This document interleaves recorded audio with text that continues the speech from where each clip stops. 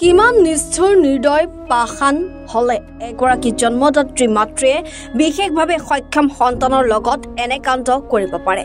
পৰীক্ষা প্ৰেমৰ বাবে পাষাণ মাতৃয়ে বিশেষভাৱে সক্ষম সন্তানসহ দুটি সন্তানক এৰি থৈ আবদ্ধ দ্বিতীয় বিবাহপাশত। জুৰিয়াৰ ঢিংবৰী চাপৰি গাঁৱৰ ৰছিদুল হকৰ পত্নীয়ে এবছৰ পূৰ্বে বিশেষভাৱে সক্ষম সন্তানসহ আন এটি সন্তানক এৰি থৈ পলাই গল পাৰ্শ্বৱৰ্তী গাঁৱৰ মুবাৰক আলীৰ সৈতে। কেৱল পলাই যোৱাই নহয়, সন্তানটিৰ চিকিৎসাৰ বাবে ৰাইজে আগবঢ়োৱা বৰঙণি আৰু চৰকাৰে দিয়া আঁচনিৰ ৫ লাখ টকালৈ পৰপুৰুষৰ সৈতে পলাই যোৱাৰ অভিযোগ স্বামী ৰছিদুল হকৰ। ইয়াৰ উপৰিও সন্তানৰ সকলো নথি পত্ৰৰ লগতে ঔষধ আদি লৈ পলায়ন কৰে ৰছিদুলৰ পূৰ্বৰ পত্নীয়ে। উল্লেখযোগ্য যে এবছৰ পূৰ্বে পৰপুৰুষৰ সৈতে পলাই যোৱা পত্নী উভতি আহিব বুলি আশাৰে বাট চাই সন্তান দুটিক নিজে লালন পালন কৰি আহিছিল ৰছিদুলে। পত্নী নাহিলেও সন্তানৰ চিকিৎসাৰ বাবে ধনখিনি বিচাৰি জুৰিয়া আৰক্ষীৰ কাষ চাপিছে ৰছিদুল হকে। মাতৃবিহীন সন্তান দুটিক কষ্টৰে লালন পালন কৰি অহা ৰছিদুল হকৰ পত্নীয়ে লৈ যোৱা ধন ঘূৰাই আনি দিয়াৰ ব্যৱস্থা কৰি দিবলৈ আহ্বান জনাইছে। তাৰমানে মোৰ ৱাইফ জনী আজিৰ পৰা প্ৰায় এক বছৰ আগত দুটা ল'ৰা ছোৱালী এটা বিকলাংগ ল'ৰা হয়, 5 বছৰীয়া ল'ৰা। দুটা ল'ৰা ছোৱালীৰ ডকুমেণ্টছ আৰু 5 লাখ টকাৰ লগতে GMCৰ পৰা চৰকাৰে দিয়া আপোনাৰ 25,000 টকাৰ ঔষধ সেইখিনি লৈ তেওঁ গুচি গ'ল। আজি প্ৰায় 1 বছৰৰ কথা। এক বছৰে তেওঁ আমাক বাঢ়াই নি আছে। তো তাক সঘনাই মোৰ লগত যোগাযোগ কৰি আছিলে। তেওঁ মোক কৈছিলে যে টকাখিনি ঘূৰাই দিব, সন্তানৰ যি 5 লাখ টকা, সেই 5 লাখ টকা ঘূৰাই দিয়াৰ কথা কৈছিলে আমাক। কিন্তু সেই টকাখিনি 1 মাহ 2 মাহ কৰি আজি প্ৰায় 1 বছৰ কৰি দিলে।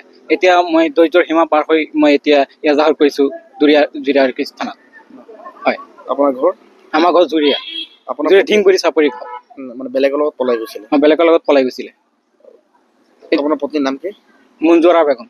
কাৰ লগত পলাই গৈছে তেখেতৰ নাম? মুবাৰক আলী। ক'ত থাকে মুবাৰক? মুবাৰক আলী কাহৰি থাকে। কাহৰি গাঁও। আৰু আপোনাৰ ঘৰ? আমাৰ ঘৰ ঢিংবৰী চাপৰি। তাৰমানে এই ল'ৰাটো যে ল'ৰাটোৰ ৰাজ সাহায্যৰ টকাটো যে 5 লাখ টকা, এই টকাখিনি প্ৰায় 2 বছৰে ৰাইজে দিছিলে। ৰাইজে 2 বছৰে প্ৰায় ৰাইজ সাহায্য দিছিলে।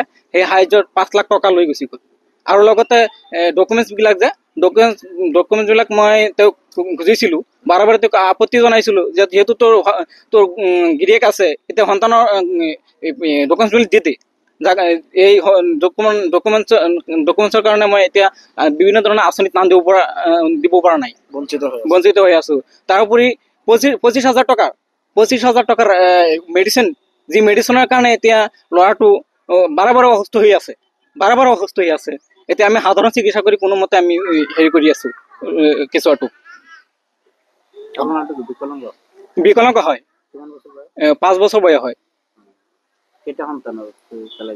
দুটা সন্তান, এটা কন্যা সন্তান আৰু এটা পুত্ৰ সন্তান। এতিয়া মই নিজে এইবিলাক কৰিব লাগে। A to Z মই কৰি আছোঁ।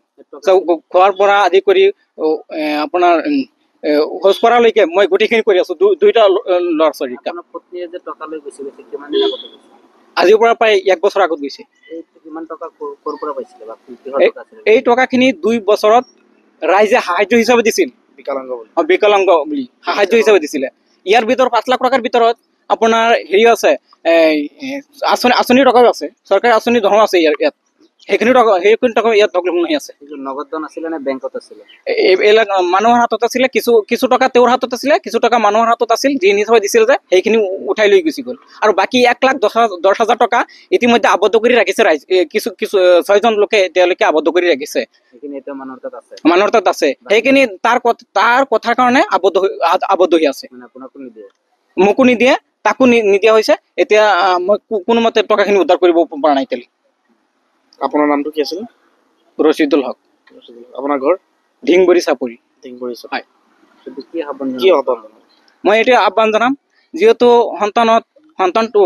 বিকলাংগ সন্তানটোক, সেইটো কথা মই নকওঁ, কিন্তু বিকলাংগ সন্তানটো ঔষধটো যে নষ্ট কৰাৰ ফলত এইটো এজন মাকে এজন মাকে সন্তানক ঔষধ নষ্ট কৰি টকা আত্মসাৎ কৰি বেলেগ মতাৰ লগত বেলেগ মানুহ পলাই যোৱাৰ পিছত এই সন্তানক যে ভুগি আছে, এজন মাকে কেনেকে কৰিব? আমাৰ তাত ভিডিঅ' ফুটেজ আছে, আপোনাক মই দি আছো, ভিডিঅ' ফুটেজ দি আছো, ফটো দি আছো।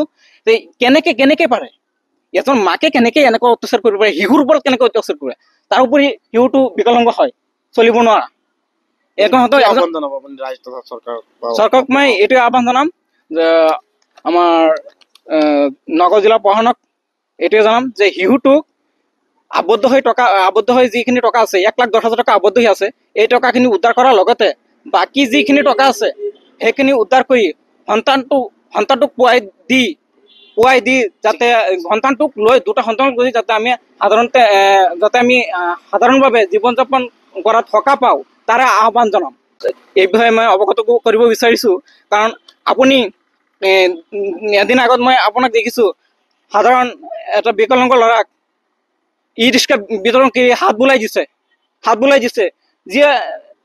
যিয়ে পেটত ৰখা নাই, যিয়ে অন্য মানুহে বা মুখ্যমন্ত্ৰী এজনে বিকলাংগ ল'ৰাক হাত বুলাই দিব পাৰে। এজন মাতৃ হৈ কেনেকে এনেধৰণৰ অত্যাচাৰ কৰিব পাৰে শিশুৰ ওপৰত? গতিকে মই আৰক্ষী মহোদয়ৰ ওচৰত আৰু নগাঁও জিলা প্ৰশাসন তথা মুখ্যমন্ত্ৰীৰ ওচৰত এইটোৱে আহ্বান জনাম যাতে সন্তানটো সম্পূৰ্ণ বঞ্চিত হোৱা টকা আৰু যিখিনি ঔষধ নষ্ট কৰিলে তাৰ বিনিময় মই ন্যায় লাগে। মানে পইচাখিনি লাগে, প্ৰত্যেক নালাগে? নাই, নালাগে। সি যদি আমি 1 বছৰ ধৈৰ্য ধৰাৰ কাৰণ এইটোৱেই, তেওঁ আহিব বুলি 1 বছৰত মই ধৈৰ্য ধৰি আছো, আৰু কিমান ধৰিম? সেইকাৰণে আজি 1 বছৰৰ পিছতহে এজাহাৰ দিছো। বেলেগৰ লগত বিয়া হৈ গৈছে? বেলেগৰ লগত বিয়া হৈ গৈছে অলৰেডি। নামটো কি আছিলে বিয়া হোৱাৰ? আব্দুল বাটনৰ পুত্ৰ মোবাৰক আলী। ৰূপহীহাটৰ পৰা আমিনুল্লাহ খান, এনি ভাৰত 24।